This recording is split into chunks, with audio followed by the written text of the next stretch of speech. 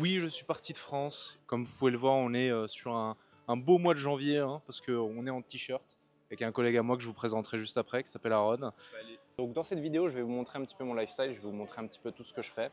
Je vais aussi vous présenter les gens que je fréquente au quotidien, comme ça vous allez voir un petit peu ce que c'est que de vivre à Malte. Comme vous pouvez le voir ici, il y a déjà des gens qui se baignent, je ne sais pas si on voit très bien, attendez, je vais vous montrer. Ça, vous aurez une vue.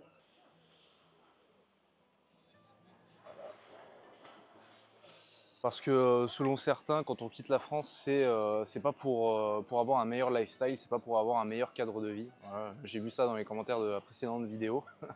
Donc je pense que le cadre parle pour moi-même, mais je vais quand même poser la question à un collègue qui est juste à côté de moi.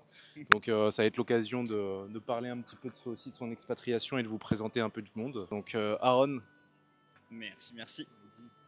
Comment ça va? Ça va très très bien. Est-ce que tu peux nous expliquer un petit peu pourquoi est-ce que tu es parti de France, quand est-ce que tu es parti de France, Carrément, un petit récapitulatif sur carrément, carrément. Je vais essayer de le faire avec les yeux ouverts. J'aurais dû prendre les lunettes de soleil carrément. Donc pourquoi je suis parti de France?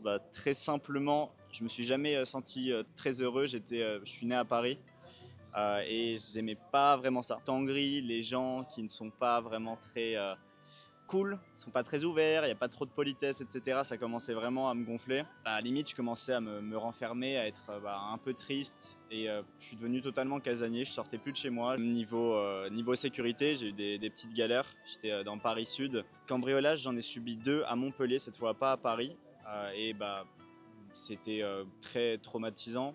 La preuve, c'est que maintenant, depuis des années, je fais super attention à toutes mes affaires, etc. Je vérifie tout le temps quand je ferme la porte, etc. En tout cas, quand je vivais encore en France. Et puis, on va dire que l'expatriation, ça m'a soigné parce que maintenant, je claque la porte, je me barre et merci, au revoir, quoi. Parce qu'ici, je vis plus ça. Il y avait aussi une question de fiscalité. Je commençais à développer un certain nombre de revenus, etc. J'ai longtemps essayé de travailler, etc. Et dès que j'ai commencé à gagner plusieurs dizaines de milliers d'euros, ça toque à ta porte, limite, et ça te demande une fortune. Alors que, disons que je trouve ça plus lâche, entre guillemets, de se laisser crever dans un environnement qui n'est pas bon pour toi et qui n'est pas propice avec tes objectifs. Moi, mes objectifs, c'était simplement d'être heureux, d'être en bonne santé, faire du sport, de mettre, c'est un peu classique, mais la maman à l'abri, etc. Et comment je pouvais le faire en France, sachant que niveau fiscalité, c'était difficile, tu vois, de m'en sortir, etc. Donc, je trouve que c'est l'inverse, quoi. J'ai eu des couilles de partir et de me dire, ok, ici, je connais, c'est ma routine, c'est ma zone de confort. Et finalement, ok, il faut que je parte pour mon bien, pour découvrir des nouvelles personnes, etc. Au final, on se rend compte que quand on part, c'est là qu'on retrouve des gars qui ont des couilles, entre guillemets, comme nous, et qui se disent, ok, je pars pour le mieux, je pars pour me recréer une routine, pour sortir de cette zone et quitter la rat race. Pour moi, le métro boulot dodo assez classique que tu vis quand tu es né en France, etc. Pour moi, c'est ça, avoir du courage. En tout cas, avoir du courage, pour moi, c'est se fixer des objectifs et tout faire pour les atteindre. Tu penses quoi des personnes qui disent que quand on part de France, c'est pas pour la qualité de vie, c'est uniquement pour la fiscalité? Je crois que c'est une des questions les plus simples qu'on m'ait posées de ma vie. Que dire, 26, 27 janvier, je sais même pas, des gens qui se baignent. Je vais vous raconter ma journée d'hier, voilà, très simplement. Donc hier, je me réveille tranquillement dans mon appartement que je paye beaucoup moins cher que les apparts que j'avais à Paris, à Montpellier, etc. 3 chambres, voilà, un truc assez spacieux, télé, écran plat, etc. que je paye moins cher, encore une fois, que ce que j'avais là-bas. Petit réveil détente, je me fais livrer des petites courses. J'ai une femme de ménage, et donc elle m'aide, en fait, elle me fait gagner du temps, elles sont très contentes de travailler, etc. Tu peux même commander des masseuses à la maison pour 35 € de l'heure.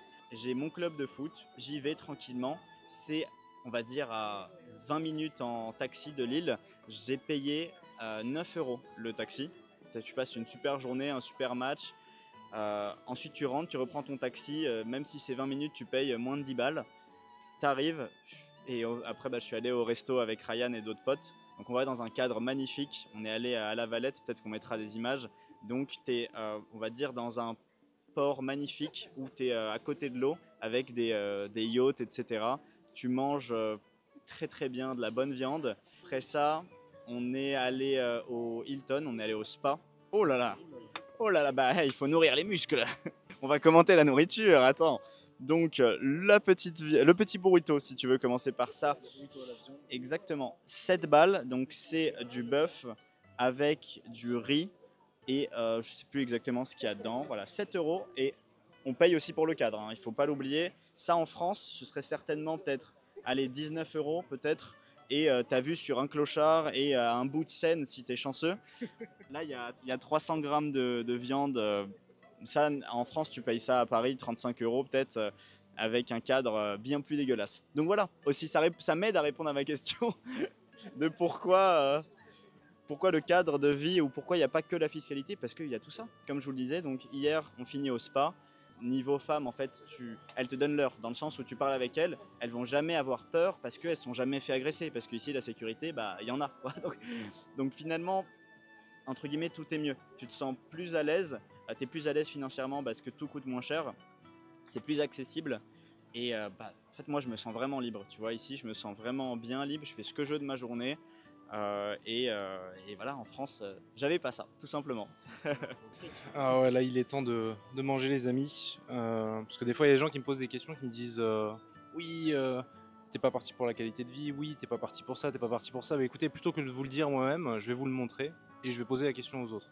Comme ça au moins vous aurez toutes les informations et vous saurez prendre des décisions sagement concernant votre expatriation.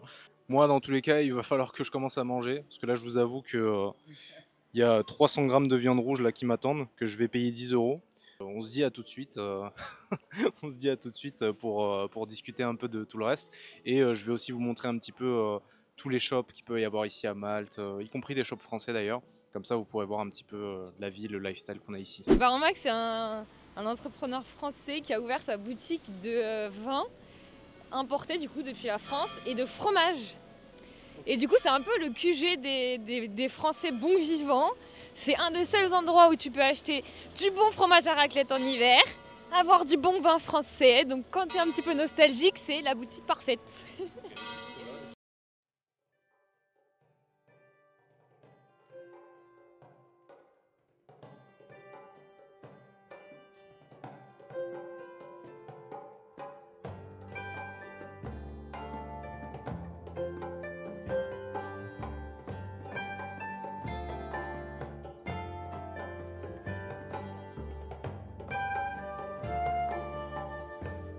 Je filme ça. Les foie gras, doigts, continue Périgord. Ça. Alors là, tu as le doigt. Ok. À côté, tu vas avoir le canard. Alors le canard, je sais pareil, en 180 grammes, 130 grammes pour l'oie et 100 grammes aussi pour le canard en petit pot. Tu as de lapin, tu as le canard à l'ancienne, gourmandise de canard au beurre rose. Là-bas, ça va être les mêmes. Bah, là, tu as tous les pots qui sont là, c'est les mêmes que j'ai cités. On essaie de trouver de la place. Et qu'est-ce que tu as d'autre je regarde, non, je t'ai tout dit. Voilà. Incroyable. Voilà. Et puis là, si, ça c'est magnifique. Ah, là, t'as le Confit de canard du Périgord en 4-5 cuisses et t'as les 2 cuisses. Voilà. Là, c'est les boîtes sont... Bon les amis, si vous voulez manger français à Malte, vous savez où venir. Dans tous les cas, je vous mettrai l'adresse, c'est ici. Mais il y a vraiment le choix.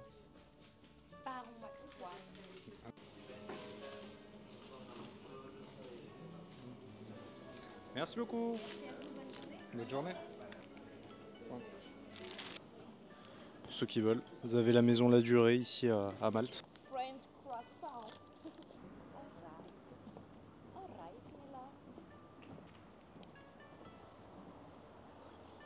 Waouh.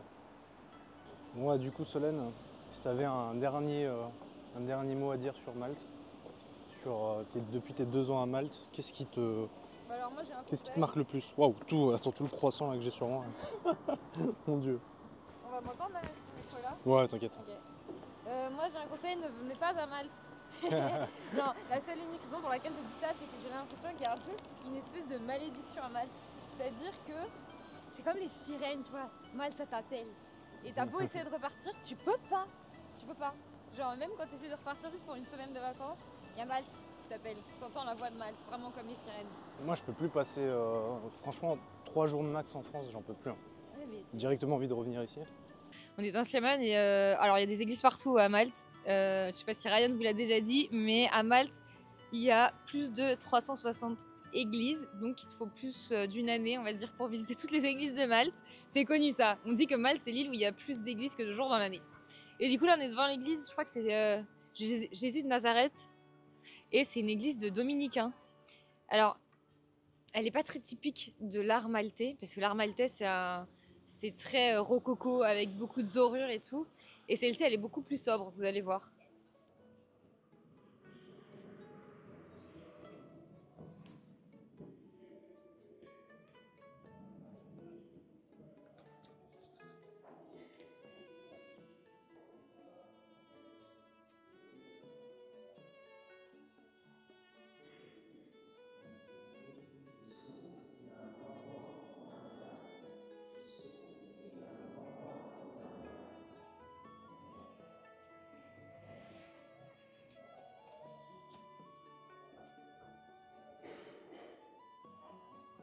Du coup, comme vous pouvez le voir, là, on a assisté à un petit morceau de la messe.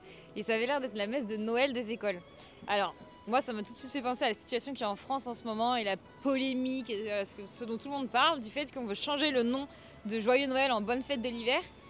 Alors que bon, bah, ça fait partie de l'histoire de France, le fait qu'on fête Noël parce que c'est catholique, c'est une fête catholique, etc. Regardez, à Malte, personne fait chier, il y a une école entière qui est en train de fêter Noël dans une église en faisant une messe avec les petits uniformes et tout. C'est normal. Enfin, genre Malte, c'est une île catholique, donc oui, les écoles catholiques vont faire une messe avec tous les enfants de l'école. Et si jamais tu veux pas que ton enfant aille dans une école catholique, tu le mets pas dans une école catholique, mais personne va te faire chier pour changer ça. Et je sais que c'est des choses, les Maltais ils y tiennent, genre je pense que c'est pas prêt de changer. Genre c'est des trucs, ça fait partie de leurs racines, ça fait partie d'eux en fait, la religion. Et je trouve ça trop mignon là de les avoir tous vus en uniforme, c'était chouette, il y avait une petite crèche vivante, trop mignon. J'avais un dernier conseil pour les gens qui veulent s'expatrier à Malte. Si vous avez peur, testez juste. Parce que rien n'est définitif, c'est-à-dire que si jamais vous avez une envie d'aller vivre à l'étranger, bah, prenez un billet d'avion. Vous allez tester pendant un mois. Si ça vous plaît, vous restez. Si ça vous plaît pas, bah, vous prenez un billet d'avion et vous rentrez. C'est aussi simple que ça. Genre, faut pas se mettre des barrières à vos envies. Si l'envie est là, allez-y, suivez vos envies et vous verrez. Alors, rien n'est figé. Voilà, c'est ça que je voulais dire. Rien n'est figé. Si l'idée de découvrir Malte et de vous expatrier, ça vous intéresse, sachez que j'ai réalisé une vidéo complète où je vous explique comment je me suis expatrié ici en 48 heures chrono. C'est gratuit et je vous ai mis le lien en barre de description. Maintenant, pour changer un peu d'ambiance, direction la salle de sport, on va faire une séance avec mes frérots et puis surtout on va aller faire un tour dans la piscine et dans le spa. Il y a de retour en pleine séance de sport. Le problème en France, c'est que vous allez être entouré de gens qui ont un point de vue très négatif, qui vont constamment vouloir vous retirer vers le bas. Regardez déjà autour de moi les gens qui parlent, là on a déjà des mecs qui sont en train de bosser. Moi je suis en train de m'entraîner avec mon frérot derrière la caméra Aaron que vous avez vu juste avant. Ici vous êtes vraiment dans un état d'esprit où tout le monde cherche à se tirer vers le haut et tout le monde va s'aider justement à faire le plus possible. C'est pas comme en France où vous allez être entouré de crabes, où on va constamment vous tirer vers le bas, on va constamment essayer de vous plomber le moral, à essayer de détruire vos projets. En fait ici, si vous cherchez à vous dépasser, c'est sain et tout le monde va vous y encourager. Et tant mieux d'ailleurs. C'est pour ça qu'on est à la salle de sport, c'est pour ça qu'on parle business, c'est pour ça qu'on fait plein de trucs derrière. On n'est pas là pour blaguer, pour rigoler, et personne jalouse personne ici, tout le monde se donne des tips, des conseils, et c'est pour ça qu'on s'entraîne ensemble en fait, tout simplement. Donc pas de crabe à Malte, pas de jalousie mal placée ou quoi que ce soit. Les crabes c'est que à la plage. Ouais, les crabes c'est que à la plage, mais pas les plages maltaises, parce que ici c'est des cailloux, c'est des rochers, il n'y a pas de sable, donc vous ne pourrez pas vous cacher en fait, c'est hors de question.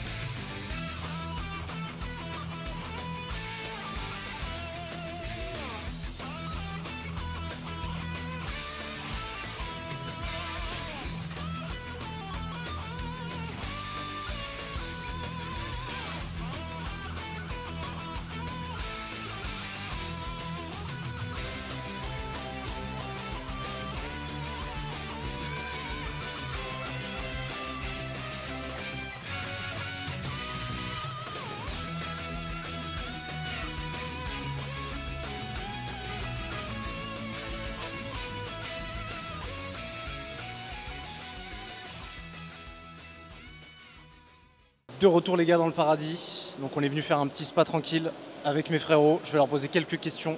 Est-ce que tu peux m'expliquer pourquoi est-ce que Malte c'est le paradis? Alors, filme un peu à côté, ça va y répondre.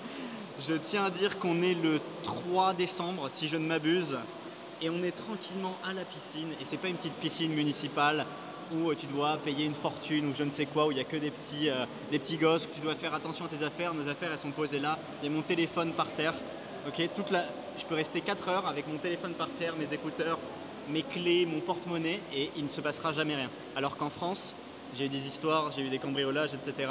Et j'ai limite eu des PTSD où vraiment je fermais la porte à quadruple tour, j'avais toujours peur de me faire cambrioler, parce que quand ça t'arrive, c'est difficile. Tu penses repartir de Malte un jour? J'ai essayé 3 fois, je suis allé m'installer à Bali pendant 6 mois, je suis revenu, je suis allé m'installer en Tunisie pendant 1 an, je suis revenu aussi. Et là dernièrement, j'ai fait un tour à Dubaï pendant 2 à 3 mois. Et finalement, je reviens toujours parce que j'adore Malte. C'est bien ailleurs aussi, c'est cool. Mais Malte, j'ai trouvé mon équilibre. Ça fait combien de temps que tu es ici? Et là, ça fait 4 ans que je suis là. Et c'est vrai que je m'en lasse pas. Mais effectivement, en fait, c'est surtout aussi pour les mecs qui ont un petit peu un état d'esprit différent de la plupart des gens en France. Ici, tu vas rencontrer beaucoup d'entrepreneurs, beaucoup de gens qui sont dans le même délire, qui sont dans le même état d'esprit, de toujours évoluer, toujours s'entraider, toujours s'aider à devenir la meilleure version de soi-même. Donc que ce soit dans le business, que ce soit en sport, que ce soit dans plein de domaines différents, il y a plein de gens intéressants, que ce soit des mecs ou des meufs d'ailleurs. C'est vrai que c'est pour moi un des pays les mieux pour s'expatrier, clairement. Alors là, on a une petite soirée networking avec beaucoup de Français. Toutes les personnes que vous voyez derrière moi sont français. Comme quoi, vous n'allez pas forcément être seul si jamais vous partez de France. Donc là, on va aller un petit peu discuter, passer du bon temps pour une bonne soirée. On a plein de galettes des rois. On a des galettes des rois, on va bien manger, on va bien boire, on va bien s'amuser. Et écoutez, ici, c'est toujours l'opportunité de rencontrer des gens, vous avez toujours l'opportunité de parler business, de parler plein de choses. Vous n'allez pas être seul. Régulièrement, vous avez des after-work ou des événements qui sont faits pour pouvoir rencontrer de nouvelles personnes et ne pas être seul. Donc ici, c'est pas la solitude. Quand vous partez de France, vous n'allez pas vivre seul. Vous pouvez toujours parler français, vous pouvez toujours vivre à la française, même en dehors de France. Donc c'est pas un problème.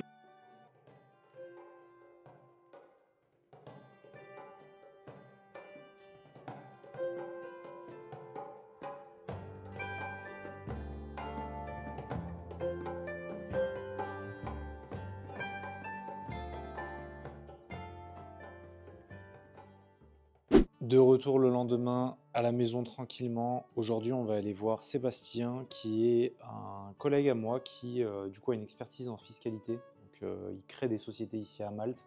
Il allège, disons, le poison de la fiscalité française. C'est son rôle, il crée des antidotes. Donc aujourd'hui, on va aller le voir. Là, je vais commander mon petit Bolt pour aller le voir dans son bureau. Et on va profiter pour lui poser quelques questions sur la fiscalité française et de la fiscalité maltaise, comment est-ce qu'on crée une société, parce que j'ai reçu pas mal de questions à ce sujet. Je sais que beaucoup aimeraient savoir quelles sont les démarches administratives ici, quelles sont les différentes possibilités de société que vous pouvez avoir. Bah, écoutez, on va aller voir un expert, quelqu'un dont c'est le boulot, et on va lui poser des questions dans son cabinet. Donc là, je vais prendre mon petit Bolt, on va le commander maintenant, et on va voir en combien de temps il arrive, parce que ça aussi, c'est des bienfaits de Malte. Les Bolts arrivent très rapidement, donc allez, c'est commandé, je vous montre ça. Arrive dans 2 minutes. Allez, let's go. Donc, au niveau de la résidence à Malte, il y a 3 cas, je dirais, qui nous concernent en tant que Français.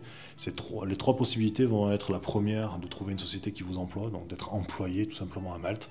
Et donc, grâce à ça, vous allez pouvoir être résident à Malte. La deuxième concerne les entrepreneurs, du coup ça va être le self-employed. Donc le statut de self-employed, c'est comme l'auto-entreprise française, mais mieux. C'est-à-dire que, donc vraiment le self-employed, pour la faire courte, c'est comme une entreprise française, sauf qu'on parle de bénéfices, on ne parle pas de chiffre d'affaires, il n'y a pas de plafond. Donc ça c'est un gros côté positif, c'est-à-dire qu'on pourrait très bien aller jusqu'à 350 000 euros de bénéfices en étant self-employed. Après, derrière, voilà, sur la partie bénéfices, donc l'avantage c'est qu'on peut mettre des charges dans la boîte, comme n'importe quelle société. Donc on parle de bénéfices. Mais sur le bénéfice, on a des paliers, comme tout employé à Malte. Donc au niveau des paliers, ça va être de 0 à 9 000 et quelques euros de bénéfices, on paye 0% d'impôt. Ensuite, de 9 000 à peu près 15 000, on va payer 15%. Et après, on passe à 25% jusqu'à 60 000. Et dès qu'on dépasse les 60 000 euros de bénéfices, ben là, on va être taxé à 35%. Donc là, ça devient important. Voilà. Et c'est à partir de là qu'il faut se poser les questions, est-ce que l'on va créer une société ou pas? Justement. Après, Bah non, quoique, on peut faire la transition dès maintenant. Quand on dépasse ces justement 60 000 euros de bénéfices et qu'on veut structurer, Malte c'est célèbre justement pour avoir une fiscalité dite un peu plus basse. On peut descendre jusqu'à 5% selon les dires. Est-ce que tu peux nous expliquer comment est-ce qu'on installe ça? Ça prend combien de temps? Pas de problème. Donc du coup, ça c'est un peu la spécialité de ce que l'on fait ici, c'est vraiment créer ce setup. C'est-à-dire que le setup, dès que l'on va dépasser les 60 000 euros de bénéfices. Donc le setup, ça va être d'avoir une société maltaise, donc une société de trading, c'est la société avec laquelle on va facturer les clients, tout simplement, qui se trouve à Malte. Et derrière, on va devoir faire une holding qui va se trouver en dehors de Malte. Voilà. Donc ça, c'est le cas où l'entrepreneur déménage à Malte. Il vient vivre à Malte, il a sa société, il est directeur lui-même. Donc on n'est plus dans un cas de offshore. Là, on est vraiment dans une société onshore à Malte, parce que l'entrepreneur est résident fiscal maltais. Il a une société à Malte, il est directeur de société maltaise, et derrière, on lui fait une holding en dehors de Malte. Je vais expliquer pourquoi. Voilà, donc ça, c'est vraiment le petit truc qui fait qu'on passe d'une imposition qui est à 35%, c'est-à-dire qu'à Malte, même si on entend parler de 5%, il faut savoir que le taux d'imposition est de 35%, mais en tant qu'étranger, on a cet avantage fiscal qui est que l'on peut bénéficier d'un refund du gouvernement. Donc c'est le gouvernement maltais qui va nous rembourser 30%. Donc si on paye 35, on récupère 30, et il nous reste 5% d'impôt à payer. Fin de vidéo les amis, comme vous pouvez le voir, on a changé de décor. La vue sur la Valette, qui est la capitale de Malte. Vous pouvez voir, le décor est magnifique. En plus on est au mois de janvier, on a un beau soleil. Donc j'espère au travers de cette vidéo vous avoir donné envie de venir à Malte. Moi c'est vrai que je m'y vois encore rester pendant des années. C'est un endroit qui me plaît énormément. Je pense que vous ratez énormément de choses à bouger de France, à tenter l'aventure au-delà du pays dans lequel vous êtes. Beaucoup de gens sont attachés au fait de rester dans le même pays, mais vous loupez énormément d'opportunités à l'étranger. Ne serait-ce qu'aussi sur votre bien-être psychologique. Je pense que beaucoup de gens tombent en dépression en France. Beaucoup de gens ne voient pas leur avenir en France, voient des années incertaines, que ce soit au travers de tout ce que je vous ai parlé durant la vidéo. Donc si jamais vous êtes intéressé à l'idée de venir à Malte, je pense que vous avez quand même pas mal de choses à visiter ici. Je pense que vous pouvez vous construire un meilleur réseau, je pense que vous pouvez construire de meilleures relations sociales, je pense que vous pouvez vous construire une meilleure économie au travers d'opportunités qui sont présentes ici sur cette île. Et moi ça fait 2 ans que je suis ici et je pense vraiment pas partir d'ici avant un bon moment. Et même si je pars, j'aurai toujours un pied à terre à Malte parce que c'est vraiment une bête d'opportunité, c'est une bête d'île et il y a énormément de choses intéressantes ici. Si jamais ça vous intéresse et que vous êtes intéressé à l'idée de venir à Malte, sachez que je vous ai tourné une petite masterclass dont le lien est en barre de description. Je vais vous expliquer comment est-ce que je me suis expatrié en 48 heures chrono à Malte. Donc c'est pas du fake, je me suis vraiment expatrié en 48 heures chrono en octobre 2022. Donc je vous explique tout ça dans cette vidéo. Donc vous avez juste à cliquer, elle est gratuite, tout le monde peut la visionner. C'est en barre de description. On va tout reprendre de A à Z, je vais tout vous expliquer de A à Z et vous allez voir à quel point c'est rapide et à quel point c'est facile de vous expatrier à Malte. Donc le lien est en barre de description. Et pour ceux qui vont aller visionner la vidéo, on se dit à tout de suite. Et pour les autres, eh bien, on se dit à la prochaine pour une nouvelle vidéo. Donc c'était Ryan depuis Malte. Et puis on se dit à très vite. Ciao!